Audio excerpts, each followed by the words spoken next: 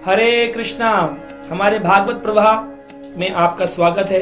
जिस प्रकार श्रीमद् भागवत का यह विशेष प्रसंग चल रहा है, स्कंद 3 के अध्याय 6 तक हम चर्चा कर चुके हैं और आज हम अध्याय 7 में प्रवेश कर रहे हैं, जहां पर विदुर जी ने मैत्री मुनि से अनेक अनेक प्रश्न पूछे हैं। और यहाँ पर विदुर जी मैत्री मुनि से कहते हैं कौन कौन से प्रश्न पूछे, आइए इस पर चर्चा करते हैं। मैत्री मुनि से विदुर जी ने कहा,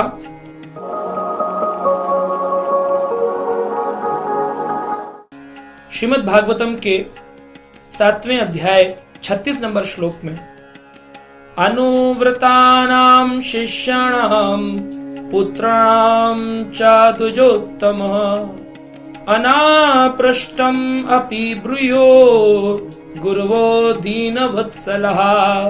ओ सुंदर ये बात कही है। कहते हैं कि हे ब्राह्मण श्रेष्ठ मैत्री मुनि, आप मुझे वर्णन करिए अनप्रष्टान यानी अनपूछे प्रश्न। जो गुरु होते हैं वह दीन वत्सल होते हैं अपने शिष्यों पर। तो उसमें उन्होंने बताया किस किस पर, अनुव्रतानाम, अनुव्रताम यानी अनुन्यायी। एक गुरु के जो डिसाइपल्स होते हैं, जो स्टूडेंट्स होते हैं, अनुन्यायी होते हैं। अनुव्रतानाम शिष्याणाम, जो शिष्य होते हैं, जो आश्रम में उनके साथ रहते हैं।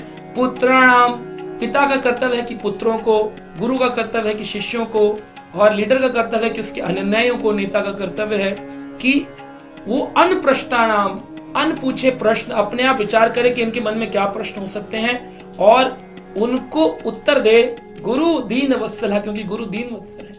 तो हे गुरुदेव, आप वैसे तो अनेक चीजें जानते हैं और मुझे बताइए भागवत के बारे में, मुझे बताइए भगवान श्री कृष्ण की लीलाओं के बारे में, लेकिन कुछ प्रश्न मैं बोल रहा हूं। तो उन्होंने कुछ प्रश्न पूछे और फिर इस श्लोक का वर्णन किया था। उन्होंने कई प्रश्न पूछे, जैसे कि यह बताइए कि मनु से जो मनुष्य प्रजाति उत्पन्न होती है उसका कर्तव्य क्या है। मुझे आप इसका वर्णन करिए कि पृथ्वी के ऊपर तथा नीचे कितने लोग स्थित हैं और इन पृथ्वी के लोगों का प्रमाण की कार्य क्या है, इसमें प्रमाण क्या है, इसका उल्लेख कहाँ हुआ है, यह वर्णन करिए। उन्होंने पूछा इन लोकों में अलग अलग प्रकार के जीव उत्पन्न होते हैं, जैसे कि मानव होते हैं, भ्रूण से उत्पन्न होने वाले, और पसीने से भी कई योनियां उत्पन्न होती हैं जो कि स्वेट से उत्पन्न होती हैं, और जैसे पक्षी होते हैं ऐसे, और पौधे और शाक सब्जियां, ये कैसी योनि है, ये कहां से वर्णन होते हैं, कृपया कर इन सब के बारे में मुझे बताइए। उन्होंने पूछा ब्रह्मा विष्णु महेश जो है यह कैसे भगवान के अवतार हैं, इनका भी वर्णन करिए। कृपया करके वर्ण, 4 वर्ण, ब्राह्मण क्षत्रिय वैश्य शूद्र और 4 आश्रम, ब्रह्मचारी गृहस्थ वानप्रस्थ सन्यास, इनके बारे में वर्णन करिए।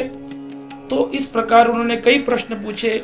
एक यज्ञ के विभाग क्या होते हैं, किस प्रकार से शक्तियों के मार्ग हैं, अष्ट सिद्धियां क्या होती हैं, श्रद्धाहीन व्यक्ति का क्या फल मिलता है जो भगवान की भक्ति नहीं करता, जो भगवान की भक्ति करते हैं उनको क्या फल मिलता है, जो पूर्वज हैं उनके श्राद्ध पिंडदान आदि के क्या विधि विधान है, ये नक्षत्र और ग्रहों की रचना कैसे हुई, इनके काल का विधान क्या है, और कृपया कर दान कैसे देना चाहिए, तपस्या कैसी करनी चाहिए। ऐसे कई प्रश्न उन्होंने पूछे। कहते हैं मैं ये जानता हूं कि भगवान अगर साथ नहीं है तो जो भी पढ़ा है वो सब व्यर्थ है, और भगवान अगर साथ हैं तो कम से कम ज्ञानी व्यक्ति भी होगा, उसे संपूर्ण चीजों का ज्ञान होगा। जैसे कि हम देखते हैं कि कबीर नाम के एक संत हुए और उनके पास एक बड़े विश्व विजयी व्यक्ति आए और जिन्होंने शास्त्र पारंगत किया था, वो कबीर जी के पास आकर के कहते हैं, देखो मैं विश्व विजयी हूं, तुम खामखा अपने दोहे बनाते हो।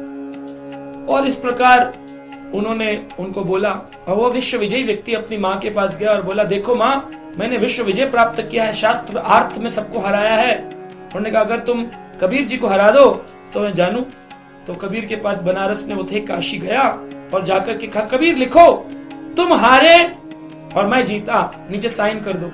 कबीर जी बोले मुझे तो लिखना पढ़ना आता नहीं, मैं तो मन में राम का दर्शन पाता हूँ, प्रभु राम का दर्शन पाकर के जो मेरे अंतर मन में भगवान का नाम चलता है, उन्हीं के नाम का जप करता हूँ, उन्हीं के नाम को मैं दर्शन करता हूँ, उन्हीं के नाम का मैं भजन करता हूँ, और उनकी राम की प्रेरणा से मैं जो लिख सकता हूँ वो दोहे लिख देता हूँ। तो उसने कहा ठीक है मैं लिख देता हूं कि विश्व विजयी पंडित जीता, कबीर हारा, लो साइन करो।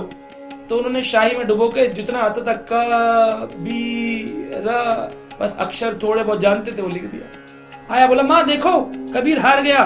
कमाने का लिखा था उसमें विश्व विजयी पंडित हारा, कबीर जीता, कबीर। हैरान हो गया, बोले कैसे हो गया, ये बदल कैसे गया।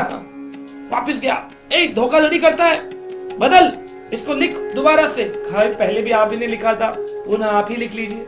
फिर लिखा उसने विश्व विजयी पंडित जीता, कबीर हारा, नीचे साइन कर। उन्होंने फिर डंडी से शाही में डुबो के लिख दिया कबीर, फिर चले गए।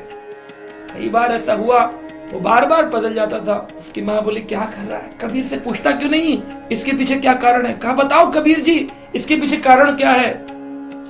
तो उन्होंने कहा, कबीर जी कहते हैं तू कहता लेखन की लेखी, तू लेखन में तूने बस शास्त्र पढ़ लिए अपनी बुद्धि लगा करके, तूने भगवान पर विश्वास नहीं है, भगवान का भी दर्शन नहीं किया और विजय हो गया। तू कहता लेखन की लेखी, मैं कहता आंखन की देखी। मैं वो बात करता हूं जो मैंने अपनी आंखों से देखा है। मैंने इतनी तपस्या इतना भजन किया कि राम मुझसे प्रसन्न होकर मुझे दर्शन देने। कबीर जी को राम जी के दर्शन हुए थे और राम भजन करते थे। आज भी राजस्थान में उनका एक दरबार है, राम सीता राम का दरबार, वहां उनकी माला रखी जिससे वो जप करते थे। लेकिन कुछ भ्रमित मतवादियों ने कबीर को निर्गुणवादी, निराकारवादी ऐसा कह करके प्रमोट किया, लेकिन ऐसा नहीं है। कबीर जी गाते थे जन्म तेरा बात ही बीत गयो, तूने कबहू न कृष्ण कहो। ये भजन है। अब ये कबीर का पद तो लोग गा रहे, ये नहीं हम जान रहे हैं कि वो भगवत नाम लेते थे, भगवान का नाम का जप करते थे। तो इस प्रकार भगवान का ज्ञान जिसके पास है, संपूर्ण ज्ञान है। दुनिया के पास लेखन की लेखी तो है, बहुत बड़ी बड़ी डिग्री है, लेकिन उनके पास आंखन की देखी नहीं है। उन्होंने अपने गुरु की कृपा प्राप्त नहीं करी, इसलिए उनको भगवान का दर्शन नहीं होता। तो यहां पर विदुर जी मैत्री जी से कहते हैं आप तो गुरु हैं, आप प्रश्नान अनब पूछे प्रश्नों के उत्तर दीजिए और मुझे वो दृष्टि प्रदान करिए जिसके कारण मैं प्रभु का दर्शन कर सकूं, उनका अनुभव कर सकूं। वैसे तो विदुर अपने आप में बड़े परांगत भक्त हैं, भगवान के बड़े प्रिय भक्तों में से हैं, उनके भाव की क्या गणना की जाए, परंतु यहाँ पर वो ऐसे प्रश्न इसलिए पूछ रहे हैं, ऐसा इसलिए बोल रहे हैं ताकि उन प्रश्नों के उत्तर में हमको शिक्षा मिले, हमारा जीवन परिवर्तित हो। तो इस प्रकार ये श्रीमद् भागवत बहुत संपूर्ण ज्ञान प्रदान करेगी आने वाले अध्यायों में। कृपया कर इसको सुनते रहे। हरे कृष्णा।